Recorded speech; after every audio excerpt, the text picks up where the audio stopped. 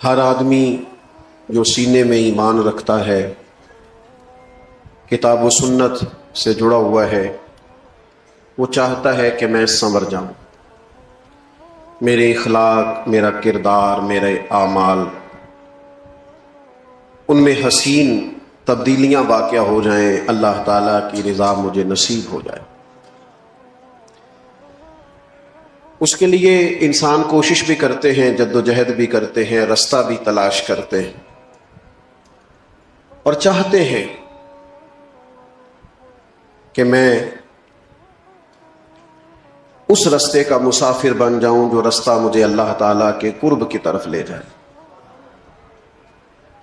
نبی پاک صلی اللہ تعالیٰ علیہ وسلم نے فرمایا، خطا کاروں میں سے ایک بہترین خطا کار بھی ہے خطا کار اور بہترین خطا کار۔ یا رسول اللہ وہ کون؟ فرمایا جو خطا کے بعد سچے دل سے توبہ کرتا ہے، جسے شرمندگی ہوتی ہے، احساس ہوتا ہے کہ نہیں یہ میں نے غلط کیا ہے، مجھے ایسا نہیں کرنا چاہیے تھا، مجھے بدلنا چاہیے، جو ندامت محسوس کرتا ہے اور توبہ کرتا ہے۔ انسان سنورنا چاہتا ہے، بدلنا چاہتا ہے، اور اگر خود وہ بدل نہیں بھی پا رہا باوجود کوشش کے، لیکن اس سے بھی زیادہ اس کے دل میں ایک بڑی تڑپ یہ ہوتی ہے کہ میری اولاد سنور جائے۔ بہت جھوٹا آدمی بھی کبھی نہیں چاہتا کہ اس کا بچہ جھوٹ بولے، اس میں یہ غلطی پائی جاتی ہے، اس سے یہ خطا ہو رہی ہے، اسے پتا ہے کہ میں بعض اوقات غلط بیانی کرتا ہوں، لیکن وہ یہ پسند نہیں کرتا کہ میرا بیٹا غلط بیانی کرے۔ جو آدمی معاذ اللہ استغفر اللہ کسی وجہ سے کسی خطا میں، کسی غلطی میں، کسی جرم میں مبتلا ہے، وہ یہ نہیں چاہتا کہ میرا بیٹا اس رستے پہ چلے۔ اپنی اصلاح کی بھی فکر ہوتی ہے، لیکن اس سے بڑھ کر بھی لوگوں کو یہ فکر ہوتی ہے کہ جو کمزوریاں، جو غفلتیں، جو سستیاں مجھ میں پائی جاتی ہیں وہ میری اگلی نسل میں نہ پائی جائیں۔ کیا کریں؟ سنورنے کا رستہ کیا ہے؟ بدلنے کا رستہ کیا ہے؟ اخلاقی طور پر درست ہونے کے لیے ہمارے پاس کون سی راہ ہے؟ تو قرآن مجید نے ایک مضبوط رستے کی طرف ہماری رہنمائی کی ہے۔ فرمایا یا ایھا الذین آمنوا اتقوا اللہ وکونوا مع الصادقین، اے ایمان والو اللہ سے ڈرو اور سچوں کی سنگت اختیار کرو، صادقین کے ساتھ بیٹھو۔ اللہ کرے آپ موبائل کم دیکھیں اور میری بات زیادہ سنیں، آمین تو کہیے گا۔ دعا تو مانگی جا سکتی ہے نا جی، کیوں جی؟ قبولیت ہو جاتی ہے، اللہ قبول کرنے والا ہے۔ موبائل آپ کے پاس رہنا ہے اور میں نے جانا ہے، لیکن آپ کی ساری توجہ موبائل پہ۔ اللہ تعالیٰ آپ کو جزائے خیر دے، 2-4 لوگ بنا لیں، باقیوں کو دے دیں، اتنا ہی کافی ہوتا ہے، سب کو یہ کام نہیں کرنا چاہیے۔ فرمایا اللہ سے ڈرو اور سچوں کی سنگت اختیار کرو۔ یہ جو صالحین کی صحبت ہوتی ہے جو دلوں میں تقوی پیدا کرتی ہے۔ 10 لوگ ایک جگہ بیٹھے ہوں اور 9 اٹھ کے نماز پڑھنے چلے جائیں تو امید ہے 10واں بھی بیٹھا نہیں رہے گا، وہ بھی کہے گا یار اب سارے جا رہے ہیں تو مجھے بھی جانا چاہیے۔ اچھے لوگوں کی سنگت، اچھے لوگوں کی صحبت، اچھے لوگوں کے ساتھ اٹھنا بیٹھنا یہ انسان کے اندر مثبت تبدیلیاں لاتا ہے۔ اعلیٰ حضرت بریلوی رحمۃ اللہ علیہ ذرائع علم کو بیان کرتے ہیں کہ انسان عالم کیسے ہوتا ہے، تو فاضل بریلوی نے ان میں سے ایک ذریعہ یہ بیان کیا ہے کہ صحبت علماء بھی آدمی کو عالم بنا دیتی، صحبت علماء سے بھی علم حاصل ہوتا ہے۔ اچھے لوگوں کی سنگت اختیار کریں، صالحین کی۔ اور یہ آپ چھوڑ دیں بات کرنی کہ ہمیں صالحین ملتے ہیں، ہمیں پتہ ہوتا ہے کون کون بندہ اچھا ہے، ہمارے ارد گرد اچھے لوگ ہوتے ہیں،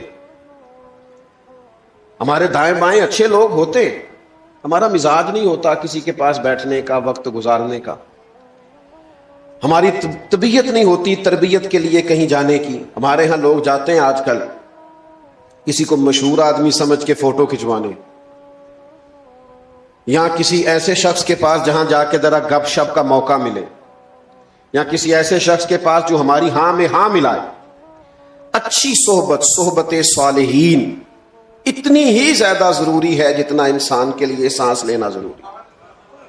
اگر آپ کو صالحین کی صحبت میسر نہیں آتی، آپ کے ارد گرد کا ماحول ایسا نہیں ہے جو آپ کو تقوی کی طرف مائل کرے، آپ کیسے عبادت کی طرف رجحان کریں گے؟ آپ دیکھیے نا، مولا علی شیر خدا رضی اللہ تعالیٰ عنہ فرماتے ہیں میں نے نبی پاک کو اور سیدہ خدیجہ کو نماز پڑھتے دیکھا، تو میں نے پوچھا یہ کون سا طریقہ ہے، چونکہ شیر خدا کی عمر مبارک ابھی چھوٹی تھی، کون سا طریقہ ہے؟ تو کہا یہ دین اسلام ہے۔ کہتے ہیں رب نے توفیق دے دی، پیر والے دن نبی پاک نے اعلان نبوت کیا اور منگل والے دن میں نے سرکار کے ساتھ نماز پڑھی۔ اس نماز کو پڑھتے ہوئے دیکھا۔ صحبت صالحین، کبھی ایسا ہوتا ہے کہ آپ گھر کے اندر مصلی بچھا لیں، نماز کا ارادہ کریں، تو آپ کا بچہ جو 2-2.5 سال کا ہے، جسے پتہ بھی نہیں نماز کیا ہے، وہ بھی آ کے مصلی پہ لیٹ جاتا ہے، سجدے کرنے شروع کر دیتا ہے۔ کیوں؟ کہ جو آپ کریں گے بچے بھی وہی کریں گے۔ آپ کے بچے آپ کو گھر میں قرآن مجید پڑھتا ہوا دیکھیں گے تو ان کا خیال آئے گا کہ یہ کام کرنا چاہیے۔ اچھی صحبتیں، نیک لوگوں کی خدمت میں حاضر ہونا، ان کے پاس جانا۔ امام غزالی رحمۃ اللہ علیہ جس درویش کے پاس جایا کرتے تھے، بظاہر انہوں نے کوئی کتاب نہیں لکھی، اتنا بڑا ان کا علمی نام اس لحاظ سے نہیں پکارا جاتا تھا، اگرچہ بہت بڑے عالم تھے، لیکن شہرت اس عنوان سے نہیں تھی۔ لیکن اپنی تربیت کے لیے، اپنے آپ کو بدلنے کے لیے ایک اچھی صحبت کی ضرورت ہوتی۔ اگر دوست اور ارد گرد کا ماحول نہ بدلے، ماں باپ کے لیے جہاں یہ ضروری ہے نا کہ وہ اپنی اولاد کے لیے رزق حلال کا بندوبست کرے، ضروریات کو جمع کرے، وہاں ان کے لیے یہ بھی ضروری ہے کہ گھر کے ماحول کو صالح بنائیں، گھر کے ماحول کو نیک بنائیں۔ اگر ماں باپ کوئی بات کرتے ہوئے ایسا لفظ بولتے ہیں جو اخلاقی طور پر درست نہیں ہے، تو وہ بھی بچوں کو بدخلق کرتا ہے۔ اپنے ماحول میں خوبصورتی لانے کے لیے اچھی صحبتیں، نیک لوگوں کے پاس آنا جانا۔ نبی پاک صلی اللہ علیہ وسلم نے فرمایا انسان اپنے دوستوں سے پہچانا جاتا ہے، انسان کا تعارف بن جاتے ہیں اس کے دوست۔ لہذا کریم فرماتے ہیں دوستیاں دیکھ کے لگایا کرو۔ تم دیکھو تمہارا دوست کون ہے، کس کے پاس آتے جاتے ہو۔ یہاں ہم سیاسی بیس پہ دوستیاں لگا لیتے ہیں، کوئی دنیاوی کام پڑ گیا تو کام نکل آئے گا، کوئی مشکل حل ہو گئی تو، اور بعض ایسی جگہوں پہ بھی دوستیاں لگا لیتے ہیں جو بہرحال درست نہیں ہے۔ اچھی صحبت، داتا صاحب رحمۃ اللہ علیہ فرماتے ہیں، داتا صاحب فرماتے ایک شخص حج کرنے گیا تو بیت اللہ کا طواف کرتا تھا، یا مینا میں جاتا تھا، یا مزدلفہ میں جاتا تھا، یا عرفات میں بیٹھا تھا، تو ہر جگہ ایک ہی دعا مانگتا تھا، یا اللہ میرے دوستوں کو نیک کر دے، یا اللہ میرے دوستوں کو نیک کر دے، یا اللہ میرے دوستوں کو صالح بنا دے۔ تو جو لوگ اس کے زیادہ ساتھ تھے، جنہوں نے کئی دفعہ اسے یہ بات دہراتے اور یہ عمل دہراتے دیکھا تھا، وہ کہنے لگے میاں دوستوں کو نیک کر دے، کچھ اپنے لیے بھی مانگ۔ کہنے لگا اپنے لیے ہی مانگ رہا ہوں، یہ اپنے لیے ہی مانگ رہا ہوں۔ تو کیا مطلب؟ کہنے لگا اگر میرے سارے دوست ٹھیک ہو گئے، نیک ہو گئے، تو میں خود بخود ہو جاؤں گا، کیونکہ وہی میرے دائیں بائیں رہتے ہیں، وہی میرے آگے پیچھے رہتے ہیں، انہی سے میرا اٹھنا بیٹھنا ہے، وہی میرے سفروں میں ساتھ ہو۔ صالحین کے پاس بیٹھیں، نیک لوگوں کی سنگت اختیار کریں۔ اور اسی سے ملتی جلتی یہ بات عرض کروں گا، گفتگو بھی اس شخص کی سنیں اس کی گفتگو ہمارے عقیدے کی مضبوطی کا باعث بنے، ہمارے صالح اعمال کی طرف رغبت کا باعث بنے۔ ہم ایسے لوگوں کی باتیں سنتے ہیں جو ہمیں بے باک کر دیتے ہیں۔ مجھ سے کوئی ناراض نہ ہو جائیں تو بعض ایسی جگہوں پہ بھی گفتگو ہوتی ہے جس سے ایسے محسوس ہوتا ہے کہ جیسے بے عملی کی طرف رغبت دی جا رہی ہے۔ یعنی تقریر کرنے والا اگر کہے کہ تو اپنی نمازاں سام کے رکھ، سڑکوں تے عشق ہے، تو اسے پوچھا جائے گا کہ نماز عشق رسول نہیں؟ نبی پاک علیہ السلام نے یہ نہیں فرمایا کہ نماز میری آنکھوں کی ٹھنڈک ہے؟ تو عشق رسول میں صرف محفل ہی کرائی جاتی ہے، عشق رسول میں لنگر ہی کھایا جاتا ہے، نماز بھی عشق رسول میں پڑھی جاتی ہے۔ تو یہ کیا آپ لوگوں کو فلسفہ بیان کر رہے ہیں کہ جس سے بے عملی ظاہر ہو رہی، بد عملی اور خرابی پیدا ہو رہی؟ میں بعض ایسے لوگوں کو جانتا ہوں جو صالح تھے، نیک تھے، لیکن کچھ ایسے لوگوں کی صحبت اور سنگت میں جا کے بیٹھے کہ ان کا سارا مزاج ہی بدل گیا، حلیہ ہی تبدیل ہو گیا، رنگ ڈھنگ ہی بدل گیا۔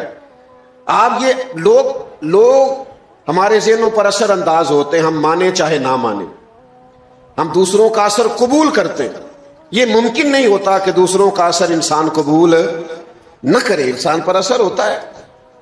اچھی صحبتیں، علماء کے پاس آنا جانا، ان کی خدمت میں بیٹھنا، ان کے پاس رہنا، بہت بڑے تھے امام اعظم ابو حنیفہ، بڑا مضبوط حافظہ اللہ نے عطا کیا تھا.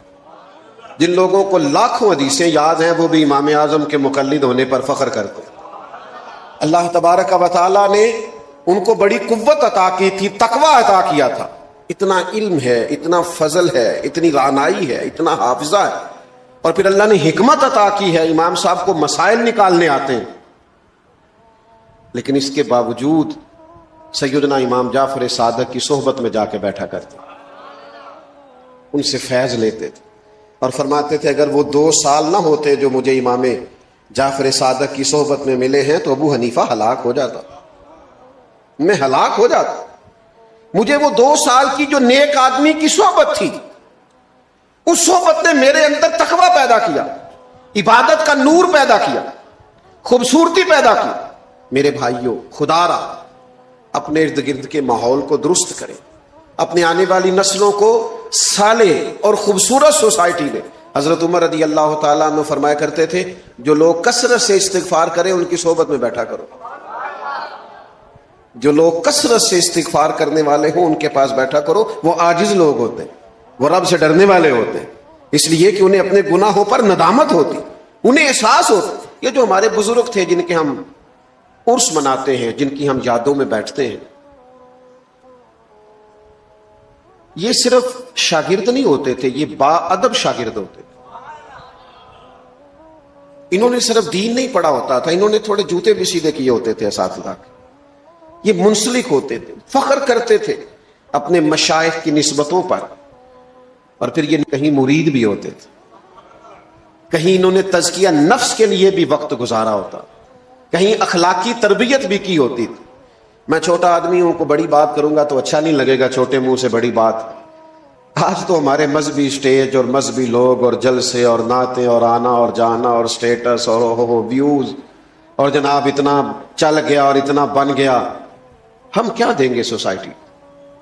کیا سیکھیں گے لوگ اس ماحول سے، جس ماحول میں صرف کھینچا تانی، جس ماحول کے اندر اس طرح کا نظریہ بن گیا کہ چھپ جانے کو جی چاہتا ہے، دل کرتا ہے اٹھ بلیا چلو تھے بسیے جتھے بس دینی سارے ینے، نہ کوئی ساڈی ذات پچھانے نہ کوئی سانو مننے. ماحول ہی اور طرح کا ہو گیا، رنگ ہی اور طرح کا ہو گیا، کوئی اسلوب ہی نہیں رہ گیا. صحبت لوگوں کی بدل گئی. صالحین کے پاس بیٹھیں، اچھی باتوں کو سیکھیں. اور پھر ایک اور بات بھی آپ کی خدمت میں عرض کروں، انسانوں میں خوبیاں بھی ہوتی ہیں، خامیاں بھی ہوتی ہیں. آپ کسی سے خوبی لے لیں اور خامی چھوڑ دیں، کوتاہیوں سے صرف نظر کریں. میں کسی شخص سے بیزار نہیں ہو سکتا کیونکہ ایک ذرہ بھی تو بیکار نہیں ہو سکتا. آپ سیکھیں، آپ خیر لے لیں جس سے ملتی، اس خیر کو اپنے دامن میں ڈالیں، ایک ایک کر کے اپنی زندگی سے غلطیاں کمزوریاں دور کرنی شروع کریں. ورنہ ماحول اس طرح کا بن جاتا ہے کہ انسان کو. حضرت موسیٰ کلیم اللہ علیہ السلام ایک دفعہ کہا گیا کہ بستی میں جو سب سے نیک آدمی ہے وہ ڈھونڈ کے لائیں. تو اب جسے حضرت موسیٰ نیک کہیں گے وہ کتنا کو نیک ہوگا؟ پوری بستی میں سے نیک آدمی تلاش. مکتوبات 2 صدی میں صوفیاء اس کو لکھتے ہیں، کہتے ہیں وہ سب سے نیک آدمی ڈھونڈ کے حضرت موسیٰ علیہ السلام لائے. اب کہا گیا اس کے ذمے لگائیں. حضرت موسیٰ نے اس کے ذمے لگایا کہ بستی میں سب سے گناہگار بندہ ڈھونڈ کے لاؤ. نیک آدمی کے ذمے لگایا کہ سب سے، میرا خیال ہے یہ میرے ذمے لگتا تو 2 بندے نیک بچنے تھے، ایک میں، ایک جو میرے پیچھے ہاتھ باندھ کے چلتا ہے، باقی سارے گناہگار تھے. جو میری ہاں میں ہاں نہ ملا ہے. آپ ناراض نہ ہونا، آج کل لوگ حق پرست نہیں ہوتے، گروہ پرست ہوتے، اپنے اپنے گروہ کو سپورٹ کرتے ہیں، حق کو نہیں. معاذ اللہ ثم معاذ. حضرت کلیم علیہ السلام نے اس سے کہا کہ تو گناہگار کو ڈھونڈ کے لا. تو وہ کہنے لگا حضور مشکل کام ہے، میں نے وہ اینک لگائی نہیں جس سے لوگوں کے گناہ نظر آئے. فرمایا نہیں، بس یہ کوئی پیار کی بات ہے، میں تجھے کہتا ہوں. تو اس بندے نے نظر ڈالی اور کہا مجھے 3 دن کی مہلت دے، میں ڈھونڈ کے لاتا ہوں. 3 دنوں کے بعد مقررہ وقت پر وہ بندہ ڈھونڈ کے کسے لایا؟ اپنے گلے میں رسی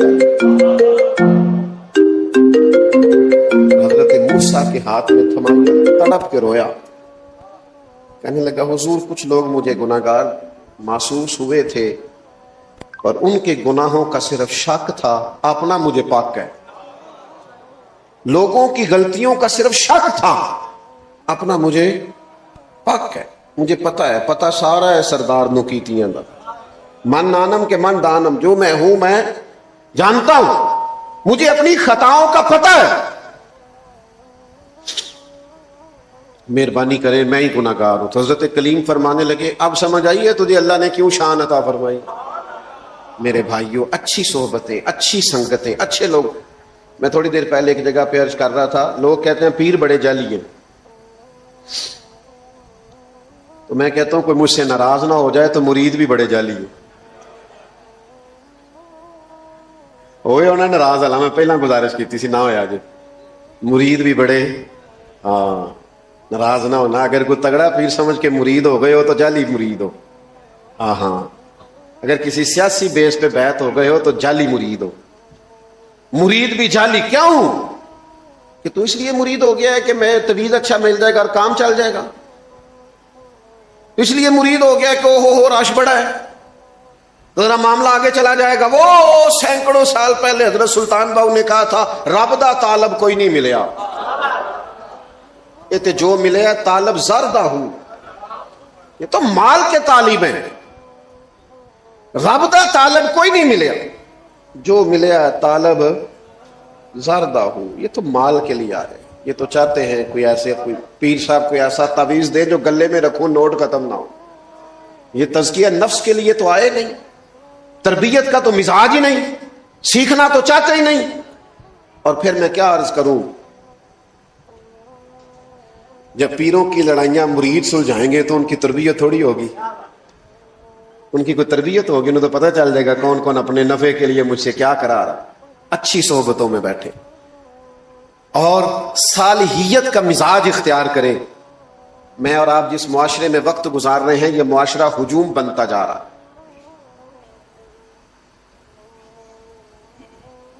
ہر آدمی ایک نئی سوچ اور ایک نیا زاویہ نگاہ پیش کرتا ہے. الجھے ہوئے خیالات، بکھری ہوئی سوچیں، وسوسوں کا غلبہ، ٹوٹتی بکھرتی باتیں، چھوٹی چھوٹی گروہ بندیاں، چھوٹی چھوٹی اہل حق کے اندر بھی چھوٹے چھوٹے گروپ. یہ انداز درست نہیں ہے. اپنے بزرگوں کی صحبت اختیار کریں، اپنے بزرگوں کی کتب کا مطالعہ کریں. آپ ان چیزوں کو دیکھیں جو آپ کے اندر مثبت تبدیلیاں پیدا کریں. اپنے اخلاق کو سنوارنے کے لیے، کردار کو سنوارنے کے لیے، لب و لہجے کو بدلنے کے لیے. آپ اللہ کے بندے جو ہوتے تھے ان کی خدمت میں جو بیٹھتا تھا اس کا رنگ بدلتا تھا. میں بس بات سمیٹنے لگا ہوں، آپ توجہ فرمائیے گا. حضرت سفیان ثوری دعا مانگ رہے تھے، یا اللہ راضی ہو جا، یا اللہ راضی ہو جا، یا اللہ راضی ہو جا. تو حضرت رابعہ بصریہ پردے کے پیچھے بیٹھی تھی، وہ بار بار دعا مانگ، یا اللہ راضی ہو جائے. تو حضرت رابعہ پردے کے پیچھے سے بولی، کہنے لگی چلے بس کریں، کچھ آگے بھی مانگیں. تو کہنے لگے آپ کیوں اس پر ناراض ہو گئی ہیں؟ تو فرمانے لگی پہلے یہ جتنے لوگ دعا مانگ رہے ہیں یا اللہ راضی ہو جا، یا اللہ راضی ہو جا، یہ سارے اپنے دل پہ ہاتھ رکھ کے بتائیں نا، یہ سارے اللہ سے راضی ہیں؟ یہ سارے اللہ سے، کیونکہ قرآن مجید کا اسلوب یہ ہے کہ رضی اللہ عنہم ورضوا عنہ ذالک الفوز العظیم.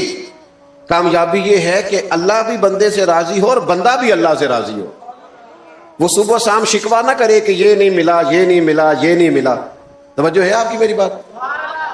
وہ ہر وقت شکوہ نہ کرے، بلکہ اللہ بندے سے راضی ہو اور بندہ بھی اپنے اللہ سے. اور نبی پاک علیہ السلام نے فرمایا تو رب کے دیے ہوئے تھوڑے رزق سے راضی ہو جا، وہ تیری تھوڑی عبادت سے راضی ہو جا. راضی رہنا سیکھیں. بڑا ہی شکوہ ہے لوگوں کی زبانوں پر، بڑے ہی شکوے. ہم نے تو کسی کو چھوڑا نہیں، نہ کوئی ادارہ چھوڑا ہے پاکستان کا، شکوہ کر کر کے، اعتراض کر کر کے.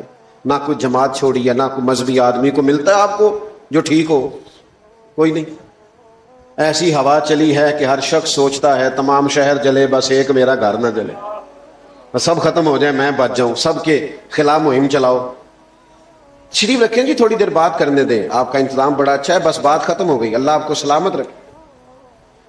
یہ بات مکمل کر لوں اور بات کو سمیٹتا ہوں. بھائیو، اللہ کی رضا پہ راضی رہنا سیکھیں. ہر شخص کی ہر مقام پر ضرورت ہے.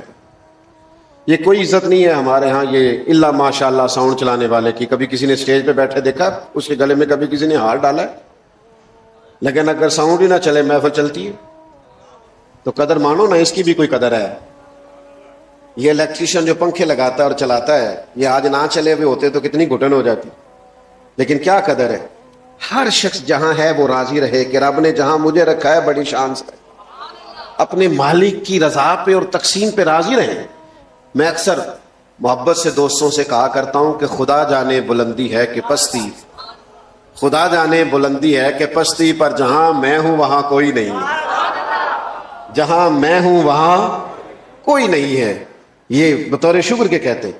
تو اچھی صحبت اختیار کریں، ان لوگوں کے پاس بیٹھیں جن کے پاس بیٹھنے سے شکر مزاج میں پیدا ہو، صبر پیدا ہو، تحمل پیدا ہو، بردباری پیدا ہو، عبادت کا ذوق پیدا ہو، اللہ کی طرف رجوع کرنے کی طبیعت پیدا ہو. نکل آئیں کیمروں کی دنیا سے باہر، اور نکل آئیں آپ لائکس اور کمنٹس کی دنیا سے باہر، اور مہربانی کریں اس دنیا شیشوں کے اندر نہیں شیشوں کے باہر ہے. باہر نکلیں، حقیقت کی زندگی گزاریں. اللہ کے حضور دعا کرتا ہوں اللہ تعالیٰ اس آستانہ نور کو آباد و شاد رکھے. عزیز دوستو، قرآن مجید میں اللہ تعالیٰ نے نبی کریم علیہ السلام کے وہ صحابہ جو سابقون الاولون ہیں، جو بالکل آغاز میں ہی دائرہ اسلام میں حاضر ہوئے، نبی کریم علیہ السلام کی صحبت بابرکت سے بالکل شروع میں فیض یاب ہوئے، ان کا ذکر فرمایا. فرمایا والسابقون السابقون، سبقت لے جانے والے سبقت لے ہی گئے. اولئک المقربون، فرمایا یہی وہ لوگ ہیں جو اللہ کے قرب والے، یہ قریب کے لوگ. عزیز دوستو، وہ لوگ بڑے خوش نصیب خوش بخت قرار پائے جنہوں نے نبی رحمت صلی اللہ تعالی علیہ وسلم کی خاص نگاہ کرم سے فیض پایا اور پھر آسمان ہدایت کے ستارے بن کے چمکے. اگرچہ تمام صحابہ کی عظمتیں، تمام کی بلندیاں اور تمام کی رفتیں اتنی زیادہ ہیں کہ کسی ایک صحابی کا بھی مرتبہ و کمال بیان نہیں کیا جا سکتا، لیکن خلفائے راشدین جن کو چار یار کے نام سے بھی امت میں یاد کیا جاتا ہے، ان کی فضیلتوں اور عظمتوں کا کیا کہنا. ہم نے اپنے زمانے میں بڑے لوگوں کے پروٹوکول دیکھے ہیں، لوگوں کا شہانہ اٹھنا بیٹھنا اور رہنا سہنا دیکھا ہے، اور بالخصوص وہ لوگ جو حکومت کی باغ دور سنبھالتے ہیں، ان کے تو حالات ہی بڑے انفرادی ہو جاتے ہیں. ان کے عوام جن ملکوں میں ایسے حکمران ہوتے ہیں، وہ کبھی تصور بھی نہیں کر سکتے کہ اتنے ٹھاٹ باٹ والے بادشاہ سے ہم کبھی ملاقات بھی کریں گے. تصور بھی نہیں، سوچ بھی نہیں سکتا عام آدمی کہ میں جاؤں اور جا کے وزیر اعظم صاحب سے یا صدر صاحب سے یا کسی وفاقی وزیر سے بھی میں ملاقات کر سکوں. ہمارے ہاں اس کو عام آدمی بالکل محال سمجھتا ہے. بلکہ جس شعبے کا کوئی وزیر ہوتا ہے، اس سے متعلقہ بھی اگر کسی شخص کو کوئی کام پڑ جائے تو یہ ممکن نہیں ہوتا کہ وہاں تک اس کی رسائی ہو سکے. ہمارے ہاں تو خیر یہ بڑا جان جوکھوں میں ڈالنے والا کام ہے. لیکن اس وقت کو آپ سوچئے جب کیسر و کسریٰ حکمران تھے اور عجیب ان کی حکومتیں تھیں کہ جن میں انسانوں کی منڈیاں لگتی تھیں، لوگ بکتے تھے، بوڑھے ماں باپ کو جا کر کے لوگ بیچ آتے تھے، اور پھر مطلق العنان سمجھنے والے اپنے آپ کو وہ حکمران، کسی کی جرت کیا ہے ان کے محل تک رسائی پا سکے، ان سے بات کر سکے. پھر اللہ تبارک و تعالیٰ نے کرم فرمایا اور مدینہ منورہ کی وہ ریاست وجود میں آئی جہاں سے پوری دنیا پہ رحمت کا سایہ ہو گیا. نبی کریم صلی اللہ تعالی علیہ وسلم کے اس ریاست کی تشکیل کے بعد لوگوں نے ایک عجیب اور بالکل انفرادی اور بالکل الگ تھلگ اور خوبصورت نظارہ دیکھا. اب لوگ چاہتے تھے کہ اس کا تسلسل ہو. یہ جو حضور نے کرم نوازی فرما کے اتنا خوبصورت نظام بنا دیا ہے، کہ کسی کو کوئی مشکل ہی نہیں ہے. اللہ کے محبوب علیہ السلام تشریف فرمائے ہیں تو ایک شخص آیا تو نبی کریم صلی اللہ تعالی علیہ وسلم صحابہ کے بیچ تشریف فرما تھے اور ان کی نظریں جھکی ہوئی تھیں اور ان کے دل کی دھڑکنیں بھی ادب کے ساتھ آواز دے رہی تھیں. اس ماحول میں وہ شخص آیا اور صحابہ کے وہ ادب والے لہجے اور وہ سکون، اطمینان اور قرار والا ماحول اس نے دیکھا تو وہ کانپنے لگا. اچانک انسان کسی بڑے آدمی کے سامنے حاضر ہو جائے، وہ کانپنے لگا اور اس کے جسم پر راشا طاری ہو گیا. تو کریم فرمانے لگے کیا ہوا؟ تو عرض گزار ہوا کہ میں مدینے کی سلطنت کے امیر کے پاس آیا ہوں، بہت غریب آدمی ہوں، مجھے سلیقے نہیں آتے بادشاہوں سے ملنے کے. بات کہاں کی تھی، کہاں چلی گئی؟ محبوب کی آنکھوں میں آنسو آ گئے. حضور فرمانے لگے نہیں بھائی، تو کسی بادشاہ کے پاس نہیں آیا، تو اس بیٹے کے پاس آیا ہے جس کی ماں گوشت کے خشک ٹکڑے کھا کے بھی گزارا کر لیتی تھی. تو بھائی حکومت کو، ریاست کو، سلطنت کو وہ تصور دینا کہ جس میں کسی شخص کو کوئی مشکل محسوس نہ ہو، عام آدمی یہ سمجھے کہ میری رسائی بڑی آسان ہو گئی اور میرے لیے یہ معاملہ بڑا قریب ہو گیا. خلفائے راشدین نے اس خوبصورتی سے اس نظم کو چلایا ہے، اس حسن کے ساتھ اس کو لے کے آگے بڑھے. انصاف لوگوں کو لوگوں کی دہلیز پہ ملتا. بادشاہ سلامت، جن کو لوگ بادشاہ سلامت اپنے دور میں سمجھتے تھے، پھر وہی سلطنت وہ روپ اختیار کر گئی کہ پانچوں وقت خلیفۃ المسلمین مسجد میں حاضر ہے. نماز کے بعد اپنی بات ان سے کی جاتی ہے، وہ بات سنتے ہیں. ان کے ساتھ ذرا اس کو سوچئے تو صحیح کہ آپ جائیں، چلے کسی شہر میں بھی دارالحکومت ہو لیکن آپ پہنچ جائیں، آپ کو اجازت نہیں ہے جی، یہ تو وہ آدمی کام کرے گا جو سامنے بیٹھے گا. آپ لوگ چھوڑ دیں اسٹیج والے نا موبائل چلائیں، اللہ جزا دے. آپ تو بات سنیں نا بھیا. اور بھی غم ہے زمانے میں محبت کے سوا. ساری قوم کو صحافی تو نہیں نہ بنانا کہ سارے موبائل ہی چلائیں، باقی بھی کئی کام کرنے والے وہ بھی کرنے. آپ غور کریں کیا عرض کر رہا ہوں. یعنی آپ اس تصور کو سوچئے کہ آپ چلے گئے دارالحکومت میں اور آپ نے وہاں کی جامع مسجد میں صرف نماز پڑھنی ہے اور نماز پر آپ کی امیر سے ملاقات ہو جائے گی. ایک ایسا آسان کام ہے کسی بھی قوم کے لیے، یہ کتنا خوبصورت عمل ہے کہ آپ جا کے وہاں نماز ادا کریں گے، ملاقات ہو جائے گی. اور اس طرح کی بھی کیفیات ہوئی کہ شاہ روم نے ایک شخص کو بھیجا حضرت عمر رضی اللہ تعالیٰ عنہ کے زمانہ نور میں. اس نے آ کر کے پوچھا تمہارا امیر کہاں ہے؟ تو کہا مسجد میں ہوں گے. کہا نہیں ان کا محل. کہا ہمارے امیر کا محل نہیں ہوتا.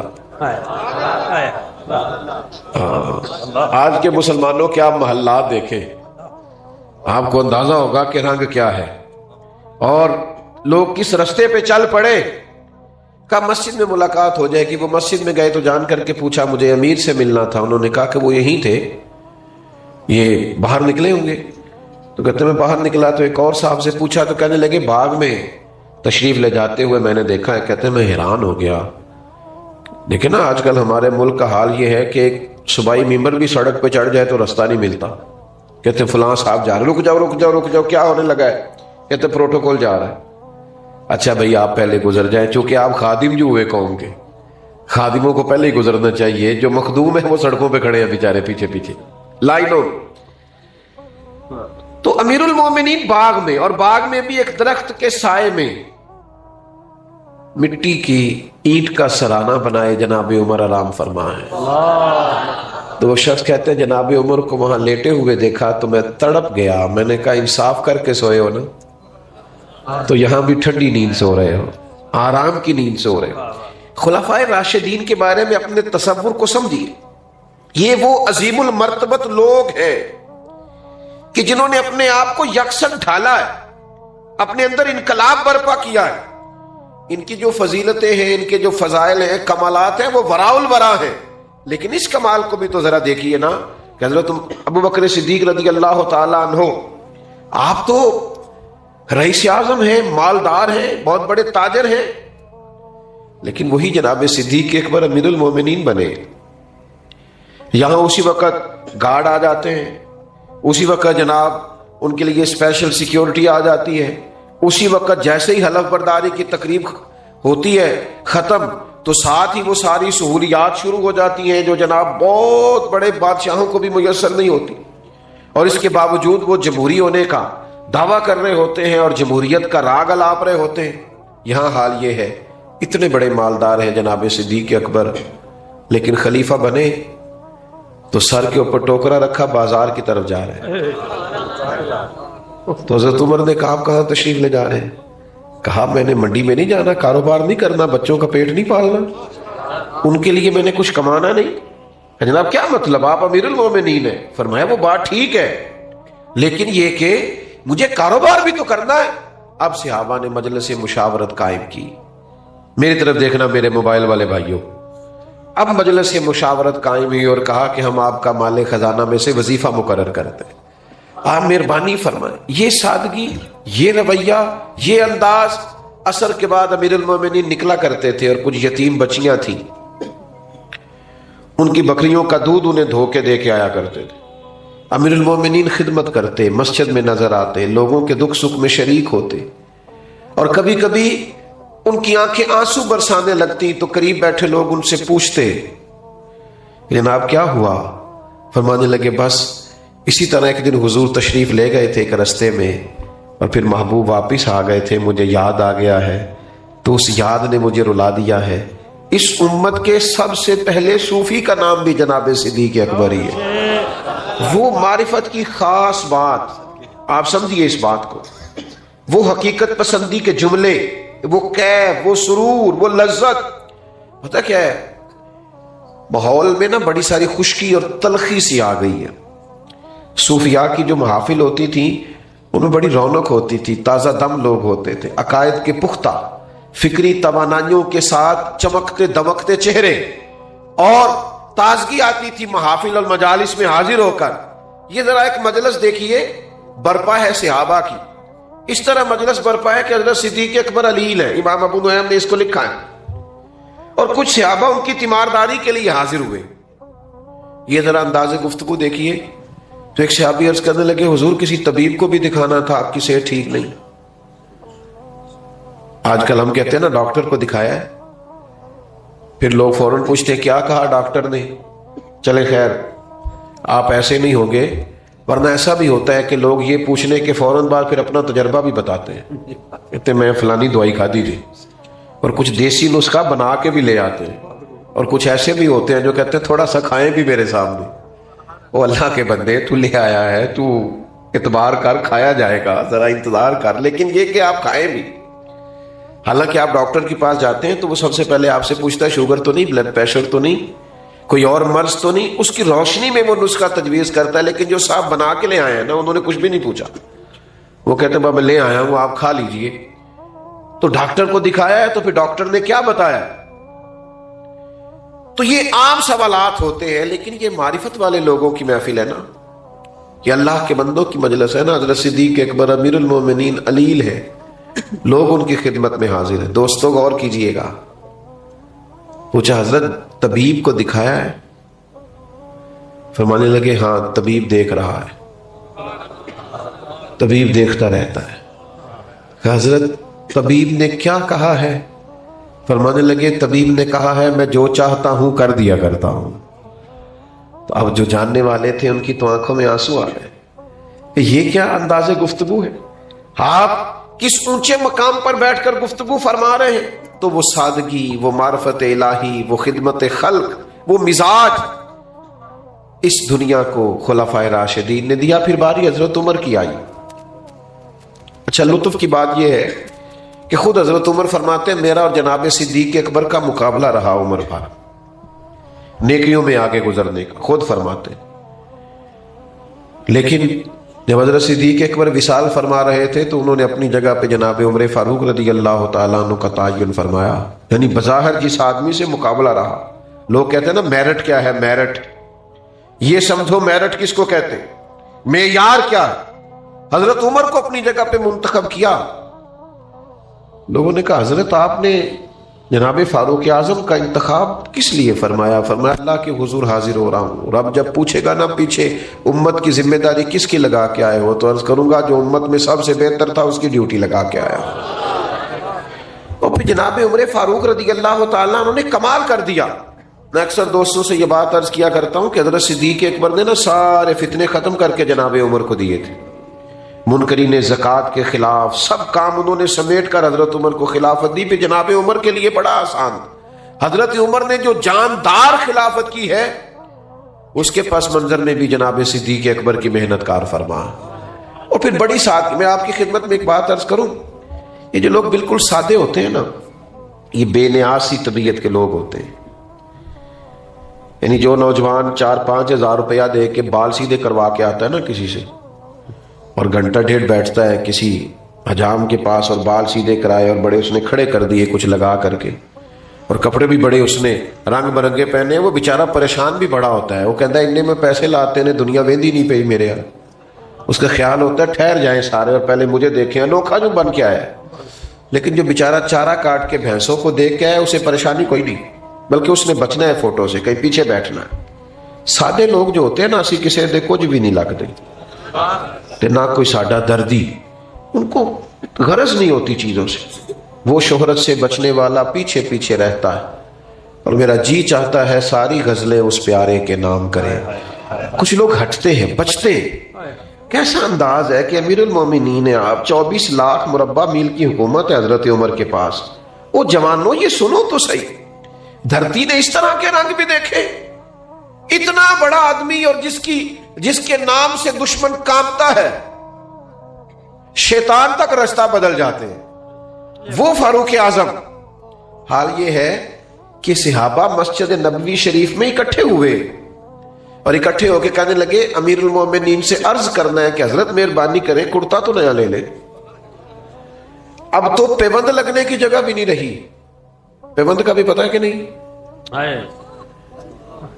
کپڑا پھٹ جاتا تھا نا تو اس کو رفو کرا لیتے تھے، پیوند لگ جاتا تھا. وہ ہماری دادیاں مائیں اور نانیاں تو اس طرح کرتی تھیں کہ وہ پھٹ گیا تو پھول سا بن جاتا تھا. ایک ہی ہویا کہ ڈیزائن دا ڈیزائن بن گیا ہے تے تروپے دے تروپے لگ گئے. تو یہ کام ہوتا تھا کئی جگہ، کئی لوگوں نے پیوند لگے کپڑے پہنے ہوتے تھے. خیر اب نہیں ہم دیکھتے، اب تو غریب تر لوگوں میں بھی ہم یہ رواج نہیں دیکھتے، اب تو ختم ہو گیا. لیکن پیوند لگے کپڑے ابھی کچھ سال پہلے تک ملتے تھے. تو حضرت عمر کے لباس مبارک کو اتنے پیوند ہیں کہ مزید اب پیوند بھی نہیں لگ سکتا. تو صحابہ نے مشورہ کیا کہ جناب عمر سے کہنا کرتا ہے نیا لے لے. اسلام میں 100% جائز ہے، اللہ نعمت دے تو اثر دیکھنا پسند کرتا ہے، لیکن اتنی سادگی کیوں اختیار کر لی ہے؟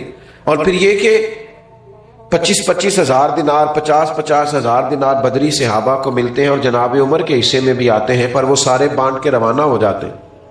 تو ان سے کہنا ہے کہ ایک کرتا ہی نیا لے لیں. تو ایک صحابی بولے، کہنے لگے بات بھی ٹھیک ہے، کہنا بھی چاہیے، اور اس شعر کا نام بھی بتاؤ جو عمر سے بات کرے گا.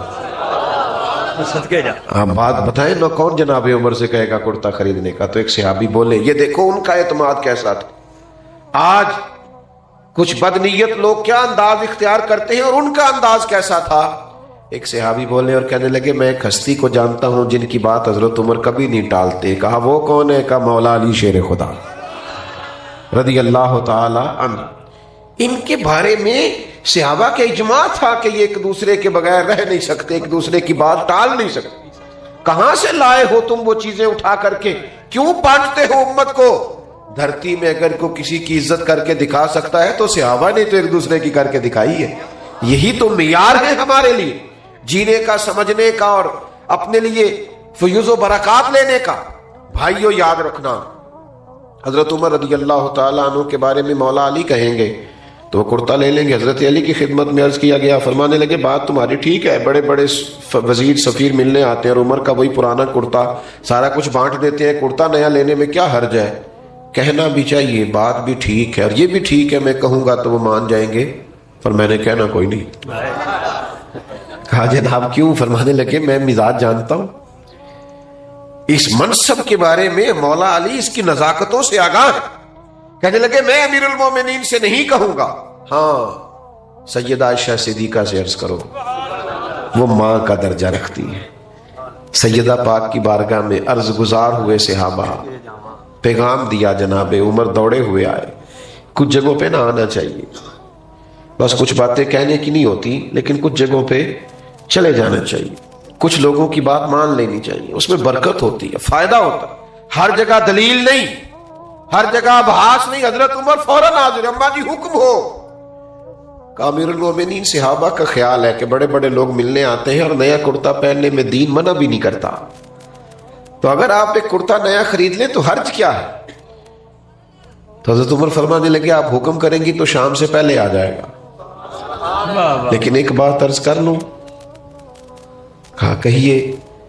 تو امیر المومنین فرمانے لگے کہ جس حال میں ہوں نا، میں حضور کے سامنے بھی اسی طرح تھا، میری یہی کیفیت تھی جب جناب صدیق اکبر مجھ سے بلا کے مشورہ کرتے تھے، ہمیں اسی حال میں حضور نے چھوڑا ہے، ہم چاہتے ہم اسی حال میں رہیں جو رنگ ہمارا حضور کے زمانہ نور میں تھا۔ بس پھر ذرا رونے کی آواز ہی آئی سیدہ عائشہ کی، اور کہا آپ جو فرما رہے ہیں بالکل ہی درست ہے، اسی سادگی سے، لیکن اس کے ساتھ ساتھ جو ان کے مزاج کے اندر فیصلوں کی جرت تھی، اٹل بات کرنا، اصول پسندی پہ قائم ہونا، اور ہمیشہ احقاق حق کے لیے کھڑا رہنا، اور اسلامی سرحدوں اور نظریاتی سرحدوں کا محافظ رہنا، اس سے بھی کوئی انکار نہیں کر سکتا۔ حضرت عثمان غنی رضی اللہ تعالیٰ عنہ تو بہت مالدار تھے نا، ان کی سخاوت سے تو زمانہ آگاہ ہے، لیکن جب وہ امیر المومنین بنے ہیں تو 17 پیوند ان کے کپڑوں پہ بھی نظر آتے تھے۔ اپنی مقدس زندگی کو سادگی سے گزارا، عاجزی سے گزارا۔ میں کیسے عرض کروں کہ مسائل میں جکڑی ہوئی قوم ان لوگوں سے جب کام کہتی ہے جن کو وہ ٹیکس بھی دیتی ہے، جو ان کی ٹیکس سے تنخواہ بھی پاتے ہیں، تو ڈر ڈر کے سہم کے بیچاروں کو بات کرنی پڑتی ہے۔ لوگ تکلیف کا شکار ہوتے ہیں۔ مجھے ایک آفس میں جانے کا ایک دفعہ اتفاق ہوا،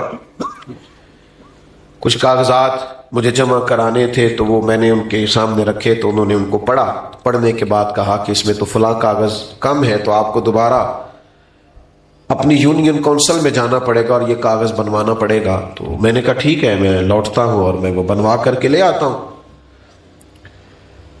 تو مجھے وہ شخصیت کہنے لگی کہ آپ فلاں ہیں، میں کچھ پہچان رہا ہوں۔ میں نے کہا